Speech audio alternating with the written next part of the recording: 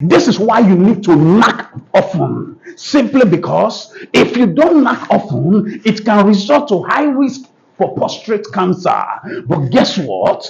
Do you know that even if she's not readily available, even if she says, I don't want to, you need to beg for it too. Because if you knack often, you will reduce the risk of prostate cancer. Don't cheat though. But let me tell you this.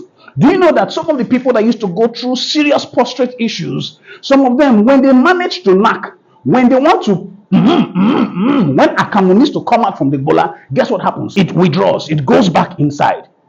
It goes back into their bladder. It is not funny. Now, when the one piece, now the thing will eventually come out. So please, avoid the whole prostate wahala. Knack often. Knack often. But guess what?